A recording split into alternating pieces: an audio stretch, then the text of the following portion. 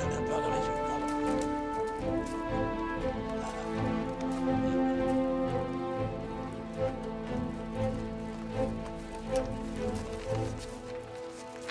Après consultation des dossiers de la justice militaire, il apparaît que 1.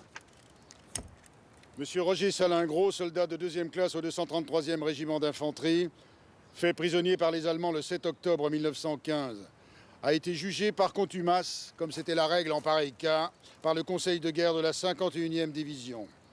2. Ce Conseil de guerre a acquitté le 20 janvier 1920 le soldat Roger Salingro. Il s'agit d'un jugement dont nul ne peut contester l'authenticité. L'enquête a démontré la fausseté des faits de désertion reprochés à M. Salingro. Dès lors, ce ne sont plus que des rumeurs diffamatoires dont il importe de faire justice. Mesdames et messieurs, je vous remercie de votre attention. On a parlé de 2e conseil de guerre, qu'en est-il? Dans quelles conditions a été obtenu l'acquittement de M. Salingro?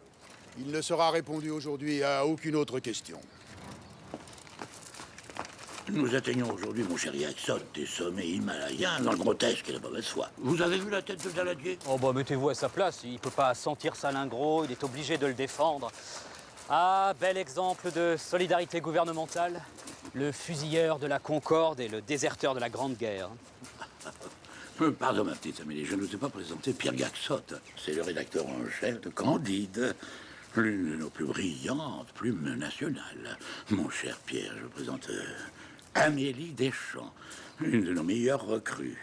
Et c'est elle qui a fait l'essentiel du travail d'investigation sur notre ami commun, Salingro. Ah, toutes mes félicitations, mademoiselle. Je vois que ce vieux renard de Béraud sait vraiment bien s'entourer.